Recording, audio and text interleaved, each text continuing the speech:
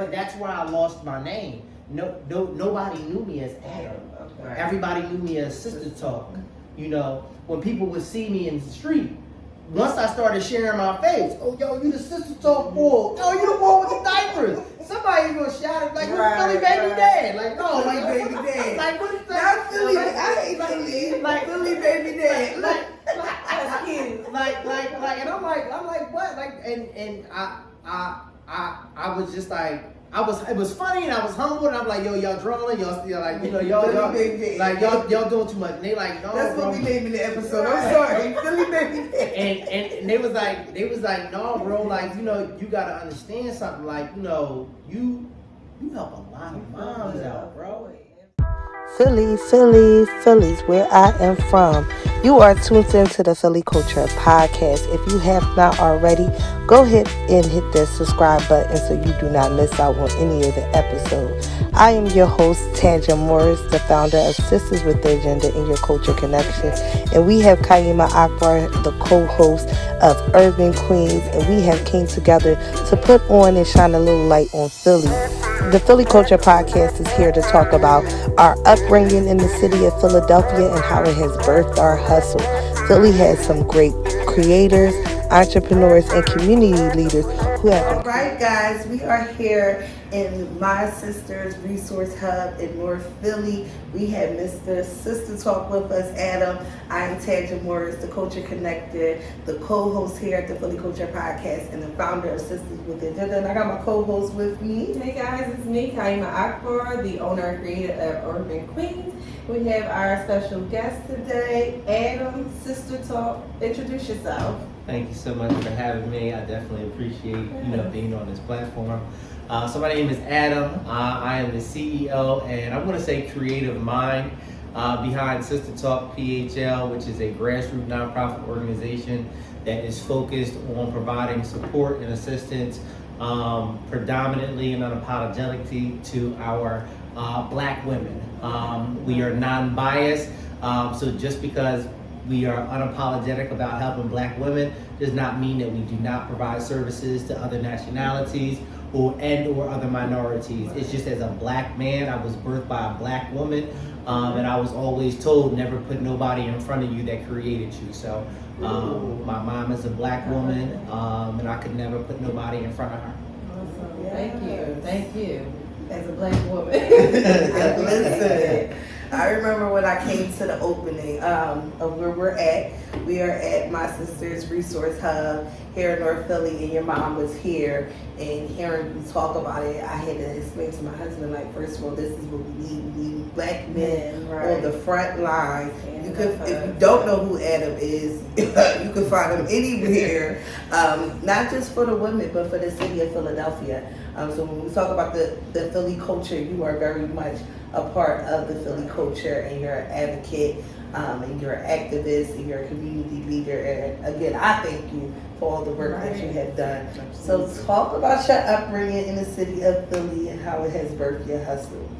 So low key, I didn't grow up in Philly. My mom wasn't having it. She was what? She wasn't having it. Okay. There was my father was from Richland Island Projects. My mother was just really like a mainline girl. Okay. So she was in and out of the city with my aunt Rashida. My aunt Rashida was the city girl, and then my mom was the mainline girl. Okay. And they mixed, but that's how my mom and my dad. But Philly was always in me. Right.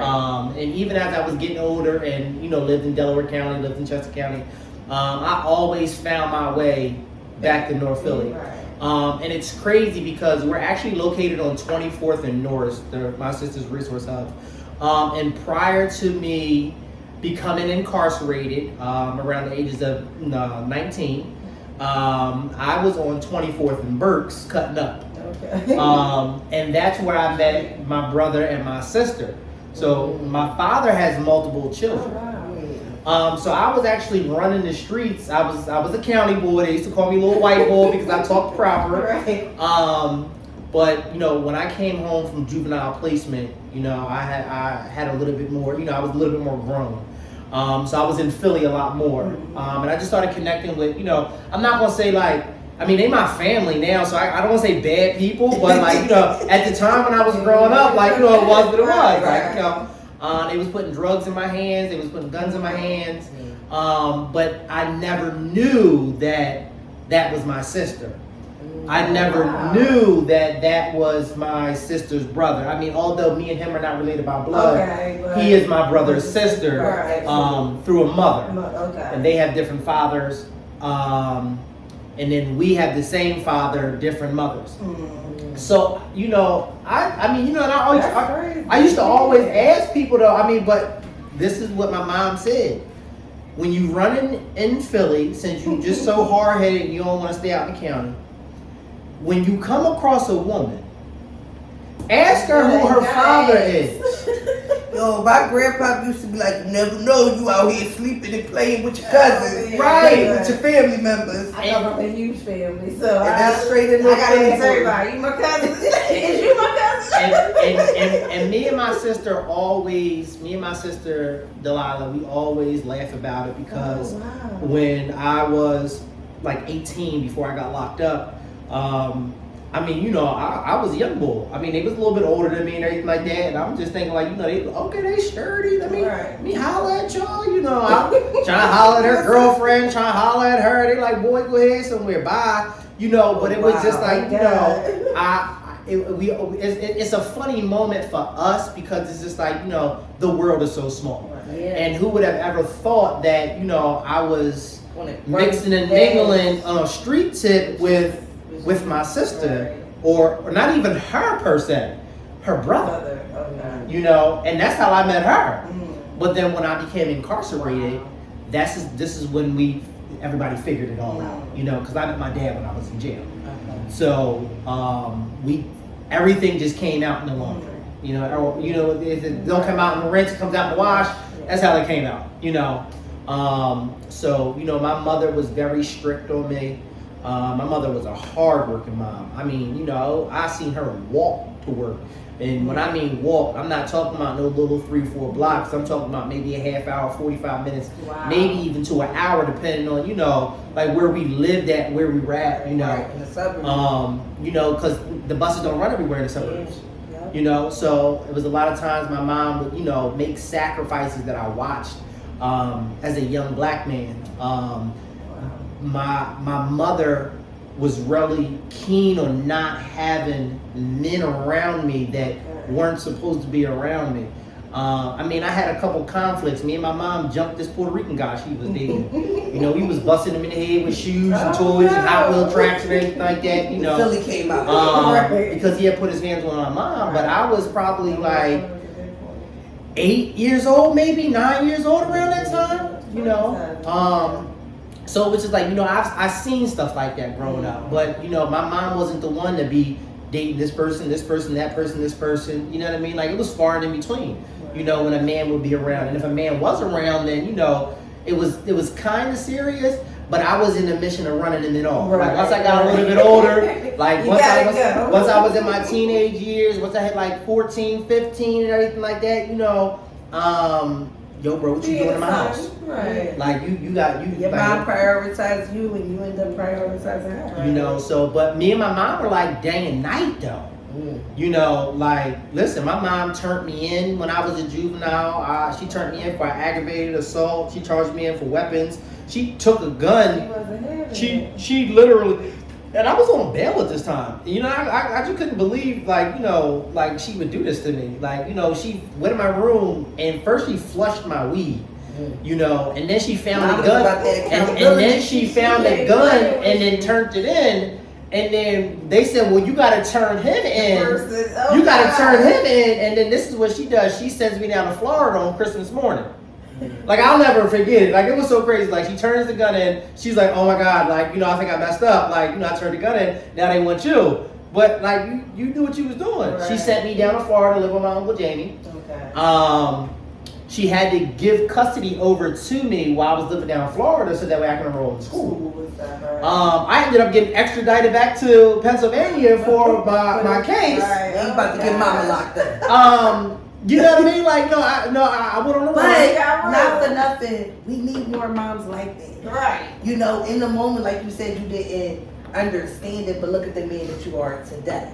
You get what I'm saying? But if we had more moms like that, how much more safer would our streets and our community be, right? Moms cry and they grieve after the fact, but they knew what was going on in the house. I mean, and it's crazy that you say moms cry and grieve, right? You know, because I put my mom through hell. I mean, I started incarceration when I was 16. I had juvenile life up until I was 21. They rescinded it at 18. When I came home from doing juvenile life, you know, at 18, they were just like, you know, he's gonna be back. He's gonna go to the big boy camp. You know what I mean? Like he hasn't learned anything. I want to say like maybe like a couple months after I was home, I got caught up with a carjacking. But there would be nights where I would literally, you know, I'd be high out of my mind because my drug of choice was PCP back when I was a kid. I was a dipper. I ain't even gonna hold you. But I'd be so high out my mind, coming in the house like 2-3 o'clock in the morning, or leaving out at like 11 or 12 o'clock at night. You know, I done bagged up my drugs in the room and everything like that. And you know those door stoppers where you put them so can't nobody get in your door. Right. Like my mom used to have a door stopper on her door because she was afraid somebody was gonna come in the house and try to kill me, kill her. I would hear my mom literally crying and begging to God, like to save my son, and I would literally be high out my mind, sitting on the top step, listening to my mom cry and pray for me.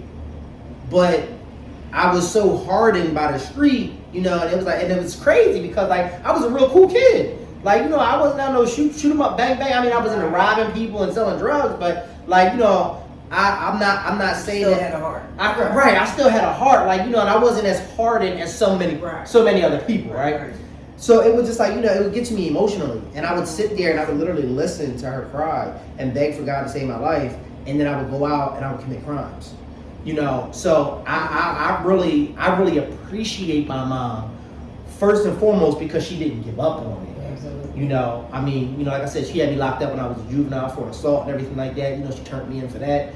I didn't talk to my mom for almost like 10 months. Like, she came up to visit me, and I was like, you know, what are you doing up here? Like, you know, send her away. And she had drove all the way up to Pittsburgh. And I was like, I was cool. I wasn't talking to her. Like, I would rather. At the time, I had a parole officer named Jacqueline Carey. I'll never forget her, because she was like the middle person between me and my mom. I would talk to Jackie all day long. Right. I would write to Jackie. Jackie would write me back. But that was my mom's way of communicating with me through Jackie. But it'd be like third party. She would talk like, you know, did you write your mom? Right. You know, did you read the letter that I sent with my letter or my card? Right. Like, you know, after a while, you know, she helped us mend our broken relationship. You know, and then like in 2003, they like really did a number on me, and I ended up in intensive care. Like, you know, they broke my jaw. I got beat with a baseball bat. I got fractures all on my face. I got plates all on my face. But when I woke up in the hospital, my mom and my Aunt Sally were in the hospital room. I got tubes all in me and everything like that. My mom and my Aunt Sally, they crying. But it was just like, you know, even me denying you drove up here and I denied a visit. You know, you drove all the way to Pittsburgh and I did not visit. You know what I mean? Like, and no matter how much of my ass I gave her to kiss, like, she never gave up on me. Never. She always prayed for me. And I think that's really what saved me through all of my trials and tribulations, you know. But I say me and my mom are like day and night. You know what I mean? Like, you know, we're like cat and mouse, like, you know, or not cat and mouse, cat and dog. You know, we're always nipping at each other. No. But let you nip at my mom, I'm gonna try to take the head off. You know what I mean? Like, but I in my growth, in my adulthood, like, you know, I'm understanding that I never knew my mother. That's what I'm understanding. Right. Yeah. I never knew my mom. We never really had. I robbed her of the childhood that she could have had with me because I was so caught up in being in the streets. Right. So there was no childhood. There was no mommy's favorite color was. There was not knowing, like, you know, I remember I used to cook breakfast for my mom. You know, once I got to a certain age, that stopped. Breakfast, I'm out in these streets. What you doing? Like, you know, so there was a large disconnect, and it was my fault. Are you her only child? I am. Her only child. Yeah. But that was that urge of, you know, moving to the suburb and your dad not being there. That was probably a part of it. Knowing that your dad wasn't there, came from Philly, and most people are going to want to know that part and Right. have that part. So that was probably what you was fighting. But I commend you by saying it was your fault, by taking that ownership and accountability, because you know sometimes we continue to want to push the blame on other people, but it's all our choices. Especially our parents. And that's why I commend you. Like knowing part of your testimony, knowing part of your story. I'm so glad we got you on the Philly Culture Podcast, because I've been trying to get you for the longest. But he be moving and shaking out here. We will get into all of that. But I also love like the truth that you tell in your testimony about your journey and the things that you've been through. But it speaks so much value to what you have created and being the advocate for the women in the community. Your hustle, where did your hustle come from? My mom. Period. She was walking My mom. 45 minutes. I mean, I just watched my mom, and I had said this I think like a week ago. Like everything that I do for Sister Talk PHL is everything that I did not see my father show my mother. You know, so as a it's not about being ingratiated, with a woman sexually, right?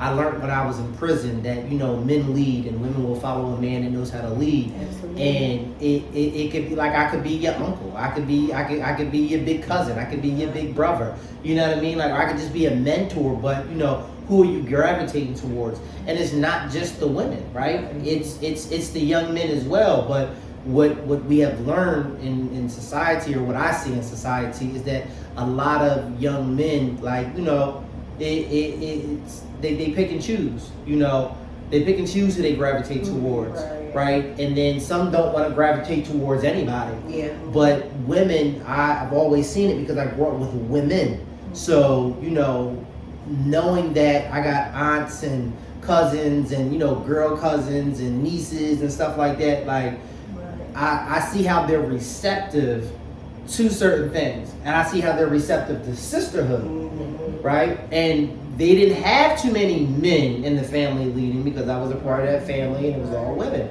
So it was just like, now as a man, learning what I learned in prison, understanding like, the psychological dilemmas that, society suffers from, because there are not a lot of men in the households, right? And then you have men that have ulterior motives behind trying to lead a woman. So it's just like, I'm going to do this for you, but I need some sexual satisfaction. I'm going to do this for you, but what do you? It's always something in return, right? And it doesn't have to be based off a sexual return, but there is some type of like manipulation. There's some type of manipulation. And even if I'm like you said, manipulation, like, and I'm using you to do something, hold these drugs for me, you know what I mean? Like, I want you to go get this gun for me, you know what I mean? Like, say you lost it, now I got it, you know what I mean? Like, it's a lot of that stuff, but I always ask myself, like, especially with men, like, how would you want somebody to treat your daughter, right? And I'm newly married, so I have a 19-year-old daughter, and it's just like, I'm not having that, you know what I mean? Like, I was picking my daughter up from getting her nails done one day, and this old head was riding on the bike, and he looking like, okay, and I got out the car, and she looking at me like I'm crazy, but like, I wasn't even her dad at this point, you know what I mean, or her stepdad at this point, you know what I mean, like, it was just like new, but I'm like, yo, bro, like, this my daughter, bro, like, what that time is you on, bro, like, she a child, bro, like, what's up, like, you want some smoke in these streets, bro, like, but it's just like, we don't see that, but like, I want to protect you, but I want to shame you, right? And it's just like, yeah, you my daughter, but I'm going to disrespect you in the street, right? And it's just like, well, that's somebody's daughter too. Exactly. Vice versa. Now you're going to be mad because somebody did what you did to her, but now somebody, and I know how I was as a man growing up. Right. I know what these young boys is out here doing. I don't want to see them continue to, and it's like, us as black men, we got to get better. I ain't 100%. You know what I mean? Like, but we as black men, we have to get better, because we can't negate this, we were all born by a black woman, right? Whether or not we have a relationship with our mom or not, that don't matter, right? A black woman pushed you out, sacrificed her life for you, because she could have died on that table, right? To give life to you, right? But now as black men, we don't give the same respect to black women, but it's just like, I'm gonna dog you out, but now I got locked up. Yo, can you put money on my books for it? Yo, can you bring the kids up to see me? But when you was home, you wasn't trying to do none of that, right? So it's just like, everything that I embody with Sister Talk, integrity, morals, values, and doing everything for women that I did not see my father do for my mom. And it's just like, I want to be a better son. I could never be my mom's husband. I could never be her partner in that fashion. But as a son, what can I do for you as a black man that will, be right for you? I was watching Animal the other day with what is it? What's the guy that played in Hustle and Flow? Terrence Howard and Vin Rames, right? And he came in the house and he gave the mom money, and she was like, where'd you get this money from? You know what I mean? Blah, blah, blah, And he said, well, my dad can't pay the bills, or my dad didn't pay the bills. You know what I mean? And there's many times where the son is trying to compensate for the lack of not having a father. So that's why you see so many young black men in the streets. That's why you see so many black men, doing things to get money, because there's no black man in the household to show them what a leader is, what stability is, what consistency is. So mom hurt, I'm gonna go out here and I'm gonna get it. And it's just a never-ending cycle, unfortunately. Ooh, that's heavy. That is heavy. It's just something that's so vital in our community with black men. And I have 3 brothers, one older, 2 younger. And I was just talking to somebody about how, everybody thinks just because you're in a relationship, or the man that you're in a relationship with is the only one that's supposed to protect you or provide and things like that for you. But that's completely wrong. It starts with my father, my brothers, my cousins, and everybody is around us as females, period. They should, in some way, type, form, be showing some type of leadership or some type of protection, and all those things that, fall under the category for men. So, yeah, that's definitely heavy, and something that we, need to dissect in this community. Right. Thank you for that. Absolutely. Who in the Philly culture kind of has motivated you growing up in Philly and watching different celebrities, artists, entrepreneurs? Who is somebody that kind of motivates you? Respectfully, not a damn soul. I knew he was going to say that. Listen, respectfully, and it's right. Respectfully, it's not a shot at the great work that people are doing. Right. But I've lived in Philly since I've been home from prison, which has been 8 years. So I've been in Philly for 8 years, right? After doing my incarceration, right? Respectfully, a lot of the culture in Philadelphia is based off popularity and notoriety. Yes. I have never subscribed to that tune, right? I respect people in the lanes that they are in, but I don't do that high school clique shit. I don't. I agree. When I came home from prison, I was motivated because I wanted to do stuff for myself. I was mentoring young men. I was volunteering with this doctor named David Pulley that got me into the net doing in-home detention, anger management. So I was volunteering, and fast forward, I ended up getting the program. Without any degrees, the judge signed off on it. Everybody was kind of like, wow, like how he get the program? Like he not even certified. Like, I'm certified because I'm relatable. Right. You are. I am the program. Right. Like, I've been in jail. I know about anger management. Right. So it's just like I'm still navigating. Right. I'm not above y'all. Right. I'm just ahead of y'all. Right. I'm not too far removed from y'all.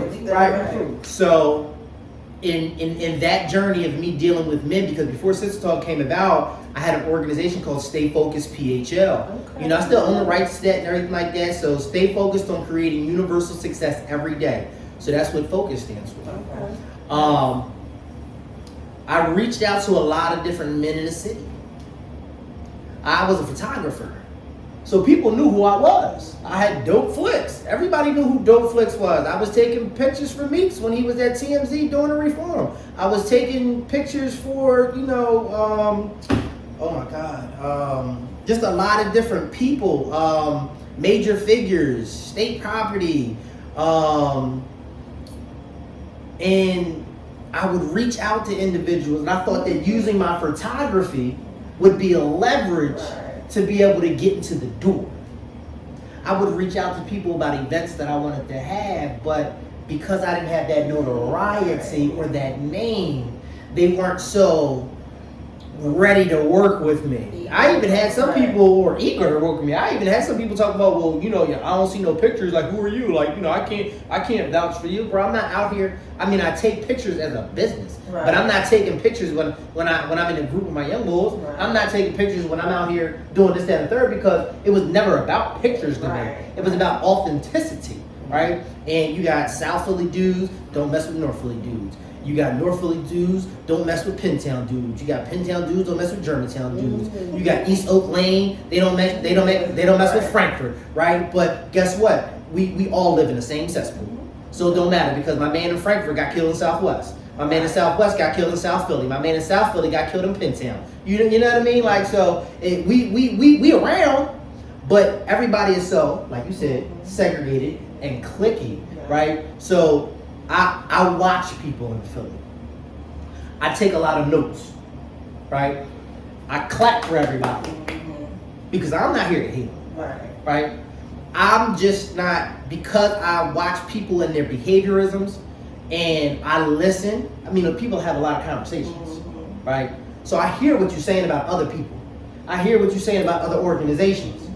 So my thing is, how can I ever aspire to be anything like you when I want to aspire to be everything that's not like you?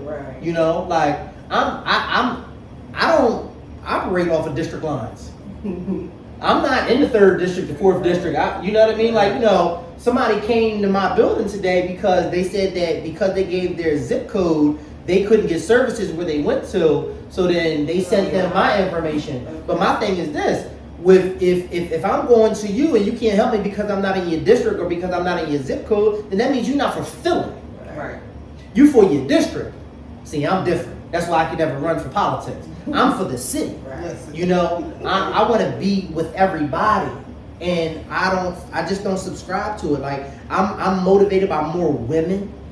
Don't get me wrong. I got some good brothers in my corner that motivate me, that put a positive battery in my back. But it's nothing to be like, yo, you've inspired me, right? Because what has inspired this movement of Sister Talk PHL is Diane McNeil, is my mother, and the women that I see in everyday life. That's what inspires me. Yeah. Black women in everyday life.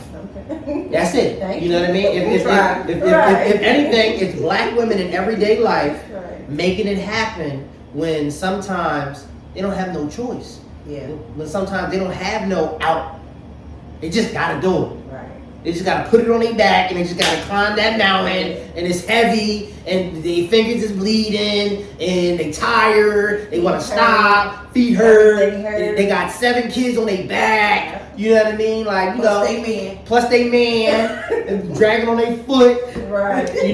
So it's just like, to be able to, and when I say 7 kids, you know what I mean? Like I'm just talking about the responsibilities that they take on, because I know a lot of moms that have 1 kid, but their sisters fucked up. I don't have a sister. I got 1 kid, but I'm old lady that lives all my nieces and nephews. Right. So it's just like, or they brother is locked up. And his baby mom is a little scattered. So now what? He got 2 or 3 kids. Those are her nieces and nephews. She's taking care of them. So they got the village on their back, and they trying to pull the men up, and it's just like, that's what inspires me. That honestly, just watching black women elevate me. I'm serious. Like, this is so heartfelt because it's just relatable. It's just so relatable for me. I remember, I don't know if you was on live or something, but we were talking and you were saying like, you just remember every time you was incarcerated or got in trouble, it was always the women that showed up for you. Always. You know what I'm saying? What? I can count on my hand. This hand. How many letters I got from a black man while I was in jail. Wow. My cousin Tyson, my barber AJ, my youth pastor Ricky McLean. Who else? I think. My man Dave Cruz. He wrote me one time. That was a one time for the one time. And He did it though. and really I stop at like 4. There might have been another one. There might have been. But my thing is, it's so far removed from consistency, right? You forget. But Right. I know how many sisters wrote me. And you know what I mean? Like, just off the strength. Like, yo, damn, maybe you locked up. Like, you know what I mean? Like, yo, we took some people out here, we taking pictures. Right. You put some canteen on my books and everything like that. And even and it's crazy. Like, not a lot of people know this, right? But I even had this white girl writing me at one point in time, right? we ain't gonna whatever that rabbit hole though. But my thing is, I say that to say, like, it was still a woman. Right. It was still a woman. You know what I mean? Like, and she would come to visit with me with my homies. You know what I mean? Because they was like, yo, you need a friend, bro. Like, you need somebody to write, somebody to come. Yo, they gonna come up here. Like, you know what I mean? Like, but it was just women. Like, while I was locked up, that supported me. I couldn't really, like, my cousin sent me, I think he sent me like $150, maybe $200, and that's when I was in county. He was like, my nigga, that's all you getting from me. And I love him to death. That's my man. Like, I rock for him. You know what I mean? Like, but he was authentic and he was real. Right. And he was like, I'm not about to go down. Like, you're dumb, bro. Like, you know what I mean? Like, I don't know why you got yourself into this, but I'm gonna write you. I think he wrote me a couple times while I was in county. Once while I was upstate, sent me that one check while I was in county because he knew it was expensive. That's And he told me in the letter, like, nigga, when you go upstate, you gonna have a job, like work. Like work. Right, You know what I mean? Like, you know what I mean? I got kids, like work. Like, got a family, work. We gonna make this happen. But even when you and like I said, I love him dearly, but even when you flip to the women, it don't matter what they got going on. Because it's always something going on. They gonna figure it out. They always have something going on, but guess what? They still gonna make sure you all right. You got a small percentage of homies that's gonna look out for you while you in jail. I just appreciate it when you understand the mission Right. behind the service, like the mindset behind the service, the men behind the service. Like, I remember when I first came across Sister Talk, and I don't think you were showing your face that much, and I think you did me like, it's a brother. I'm a man. I'm a brother. I was getting all types of DMs. So like when I first started Sister Talk PHL back in June of 2018, it was based off of being like not, what's the word?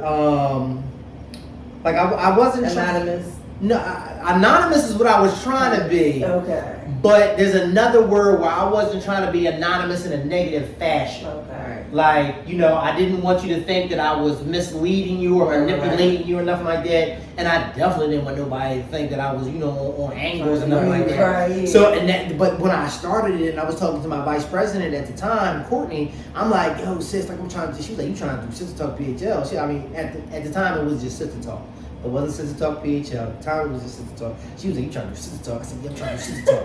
I was like down here in this hospital. I was waiting for Dr. David Pulley to come pick me up from Virginia because I was in a car accident and I was in hospital for like 3 days. I was sleeping in the Prince George County Hospital in like the West Wing and like their waiting rooms, like that was like kind of like desolate. Okay. And they knew that I was down there, and I was like, I ain't got no way to get out of here. Like, I ain't gonna make too much fuss. I had my laptop, stuff like that. So I was just off to my own little world. You know what I mean? Like, so I'm like, yeah, I'm on the computer. I want to start Sister Talk PHL, blah blah blah. So she was like, nigga, like what? Like, how you gonna do this? I'm just gonna do it, but I'm not gonna tell nobody that's a man because I don't want nobody to think that I'm on Sister angles. talk. And I started a Facebook page while I was in Prince George County. I started the Facebook page and I started the Instagram page.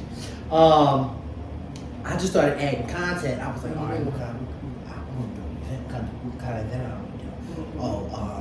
We got to do an event on self-worth. Okay. It's the whisper, like, Right. Right, He you know, said he in the moment. and I was like really like in the hospital, like, you know, on my computer, like, you know, feet up and everything like that, like, we're just gonna do this, domestic violence, postpartum, and I was go to Google and be like, all right, what's taboo topics for black women, you know, and I was just doing my research, and then I just started adding content, and then once I started the Facebook page and the Instagram page, that's when like I think I had maybe like 200 followers on Facebook like within like 24 hours.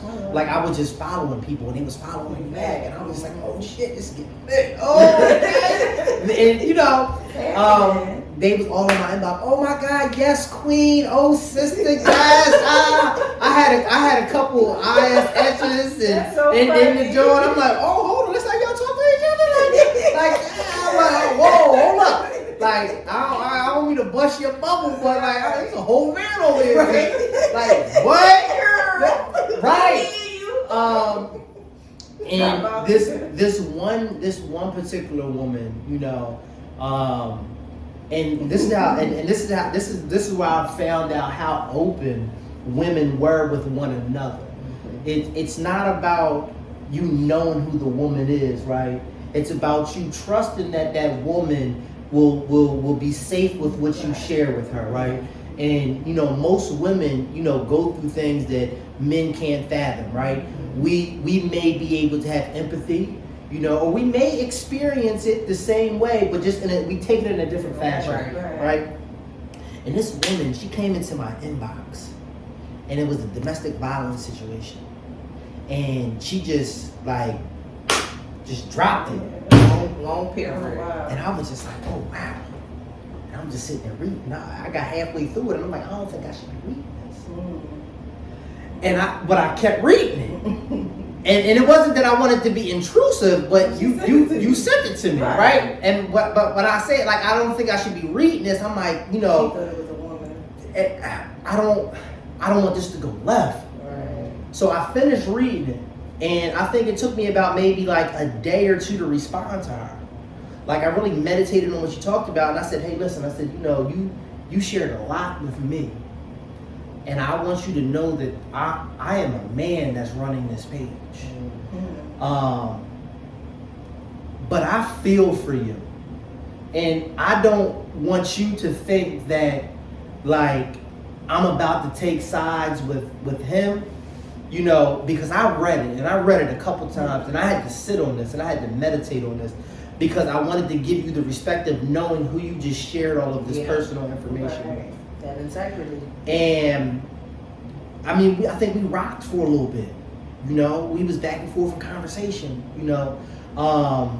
And it was just so edifying to be able to, you know, I don't know if I poured into her cup.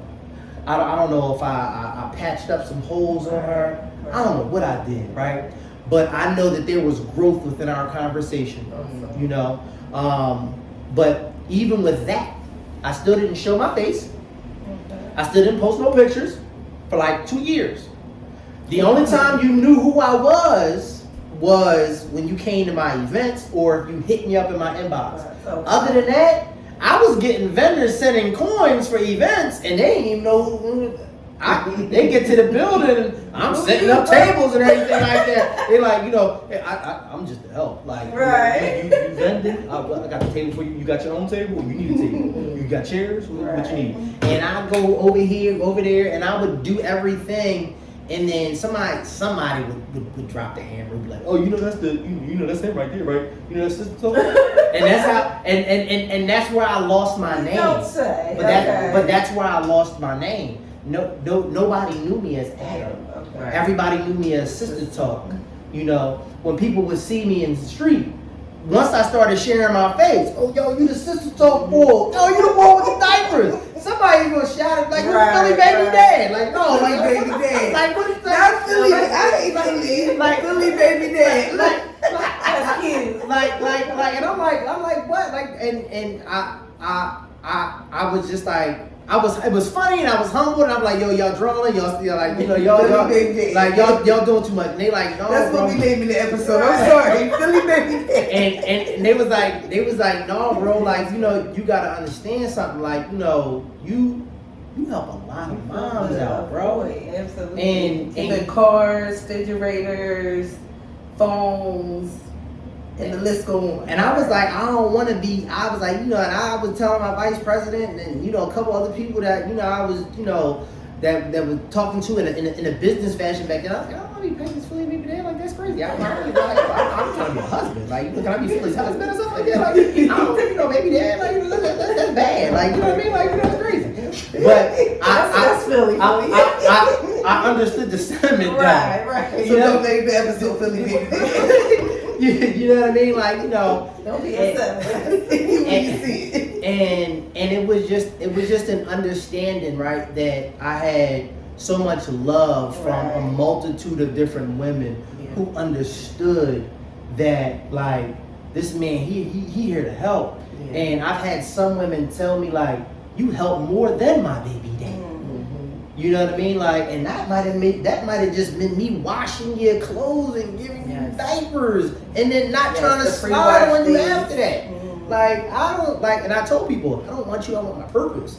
I don't like you. You're not gonna do me like that. You're not gonna hit me up on Philly Scoop Hall. You're not gonna have me on one of these platforms talking about yeah, bull. He came over here with 5 packs of diapers. He was like, yo, yeah, what's up, baby? You know what I mean? Like, no, we're not gonna do that because at the end of the day, like, you know, in the process, you know, I wasn't married, I was single, but in the process, I've always wanted a daughter, right? I mean, I have one now, so I'm grateful. She's 19, and you know, she want to be a nurse. I don't think she want to do anything but sit and talk, right? But I was just like, you know, I want a daughter because I want to create this legacy for her, and I want to give this to her, so that way she could be surrounded by, you know, not just, you know, whoever her, you know, her mother would be, you know, but by other phenomenal women that I built relationships with that were based off of, you know, genuineness, authenticity, you know, and be able to, you know, push her, you know, and, you know, give her a platform to be able to, you know, as she comes up, elevate a younger generation of women. Because I can't do that. You know what I mean? Like, I'm just a vessel. That's it. I'm a vessel with a vision. And it's for the sisters.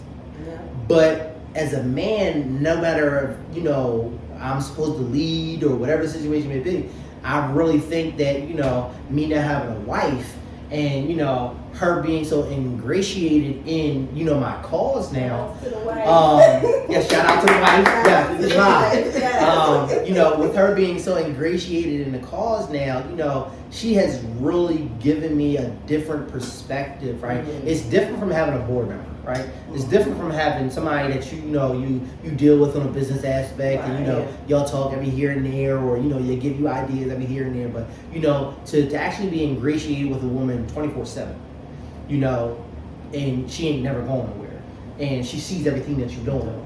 Like it's given me so much like value to how I assess and look at things now, right? You know, and before I was just rocking with vision, I was just rocking with passion. I mean, I'm still am, but it's now just intensified and it's been added to. You know, so I love it. You know, I love the city. You know, I love what I get from the people that I support. You know, I don't care about the awards. Yes, I've received them. I don't care about the spotlights. Yes, I've had them. You know, but my thing is I need to have them in order to expand and grow. It wasn't for like the accolades or the exposure of, you know, oh, I'm famous. Oh yeah, look at me. No, like, no, y'all gotta see this shit because I'm out here hurting. And I'm out here like I ain't got a pot to piss in or a window to really throw it out of, like dead ass. Yeah, I can roll my Vic window down and throw it out of that, but you know what I mean? Like, they might tow that shit, I'm on a boot list. Like, you know, right, you know what I mean? Like, you know, so like, you know, it's just like not having anything and still being able to give. And then receiving the love from those individuals. Just like, I just want people to see it because I need help. and I have a vision, and I want y'all to understand my vision, because if you understand my vision, we can ultimately grow together, because I'm not a selfish seed. I'm a Cancer. Shout out to the best zodiac sign in the world, right? But I'm not a crab in a barrel. Right. And I'm not trying to pull other people down. I'm that crab that's at the top of the barrel, and I'm trying to pull other people out. But that growth mindset right there. Get out of here. Right. it's like I want them to understand the true value of my vision, and it's more than just supporting Black women.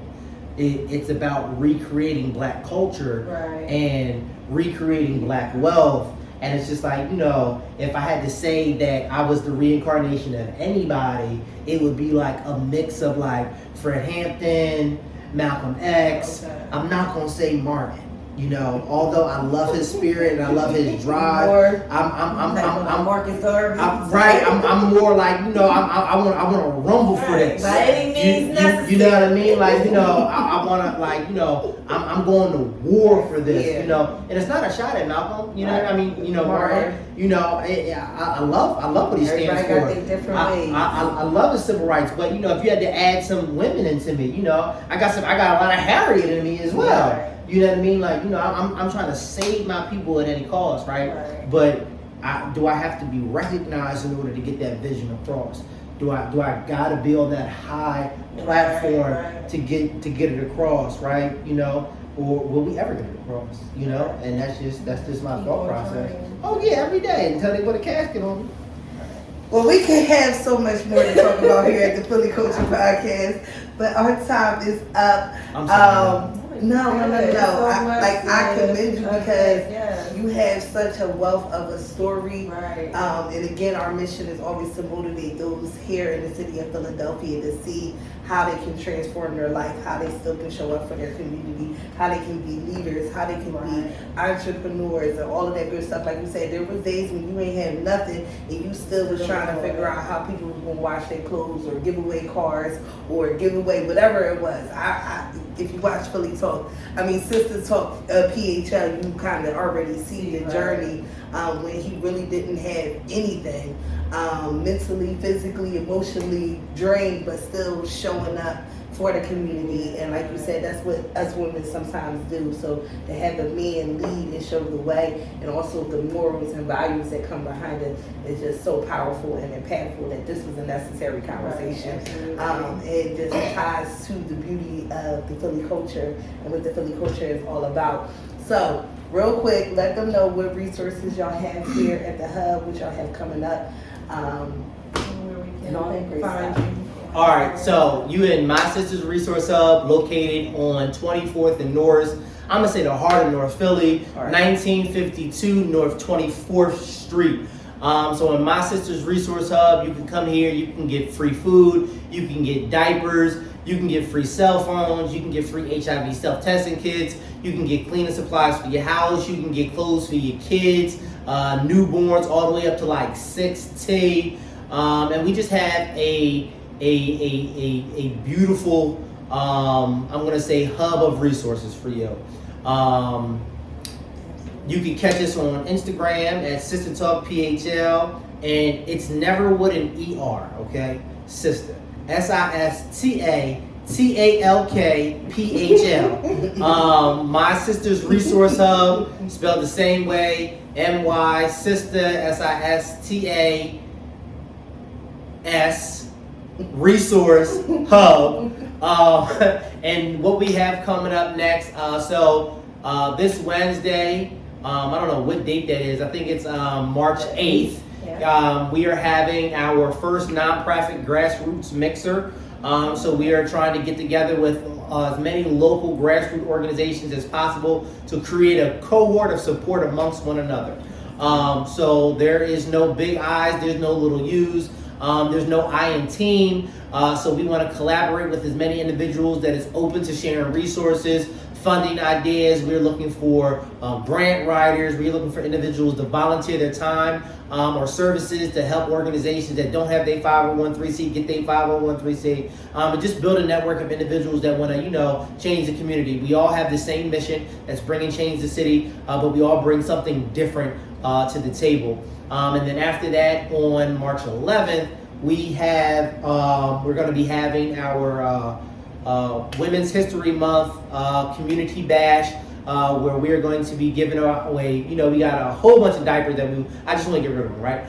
So we got a whole bunch of diapers that we want to get rid of. We're going to be giving out food. We're going to have different resources here for the families and for the youth to specifically come out here and get resources pertaining to jobs, pertaining to, things with your utility bills. So that is going to be from 12 to 3 o'clock on March 11th. It may extend until 4. I don't know yet, but that is a Saturday. So we're here for the city. Oh, and we do a snack pack program. Real quick, every Monday, Wednesday, and Friday. So between the week, we feed about 120 to 150 kids every single week. After school, we give them ginormous snack packs so they can take it home, eat, do their homework. So, if you want to donate, if you want to support, if you want to volunteer, if you want to send diapers or whatever, or if you got a real big check and you just want to donate and see us win, go ahead. No, but seriously though, if anything helps, right? Even if you send $1, you know what I mean? Like, everything that we get from this organization goes to supporting kids through hunger, supporting moms in need, and just trying to make a better Philly altogether. So, we here for y'all, so we hope that y'all can be here for us. Yes. Thank you again for hosting us in your space. Anytime. The goal is to let the people know where it's at. We are all across the city of Philadelphia, just putting on for the city. And the goal behind the Philly Culture Podcast is for us to talk about our upbringing here in the city of Philadelphia and how we are keeping culture here in the city. So even though he left, he came back because he knows this is where the resources is needed. Right. So we appreciate you. We thank you. We thank the wife for allowing us to come enjoy your space this evening. So stay tuned. Again, y'all don't know, I don't know what episode it is, but it will be here. She will keep telling y'all the wrong number. Because we appreciate the whole city of Philadelphia. Keep supporting, showing love, and we'll be back for another episode. Thank you. These stories. Oh my gosh. Dope. So dope. No, we are. Look, You I'm looking at my note cards. I figured that, but I was like, let me just write it down so I at least remember the name while we filming. I forgot the guest name last night. I definitely appreciate it. Please, just like that. Yes, because I think that we're walking out the door Y'all got with it looking just like this. Yeah, it's going to look just like this until 7 o'clock tomorrow morning. Where the newborn pampers? I'm taking some pampers. I think I'm doing. When's your birthday, Gemini? June 14th. Oh, okay. Mine's 4th. June 4th. I thought you were about to say the 4th. See, the June Geminis, we a little different than Hey, May ones. listen. My cousin is a May Gemini. She was born May 29th. Oh, okay. My aunt and my mom, they were turning the same time, and I came 2 weeks later. 2 weeks later. Wow. So we're like, For my baby. I know. It's my birthday. I ain't got nothing for my baby yet. You ain't going no birthday. Child 3. yeah, good. Because I'm about to say that's our only one, but I'm just He ain't even got a pure sound. Oh, you got that's creamy. Oh, I might not have no creamy. We ain't gonna claim This one, no, all my other babies was small like that. Yeah, my baby was real small. Okay, give her the long. This little pink one. Oh, you might have me having baby fever. Let me get away. Come over here. Your stepchild Alina. Oh yeah, how about that? Let me go to. Let's take a picture. Pull up. The one at the bottom. He 3. Y'all got 3-year-old diapers. What, he needed 13? I don't even know if they diapers. They wear like Hey, pull up. Yeah. Alright. Get our picture. Alright, let's put a baby shower in the video. Oh, thank you. Look, y'all gave me my first baby son. I was so disrespectful. I'm coming down here and volunteer with y'all. I'll put in some work. Oh, let me put this in.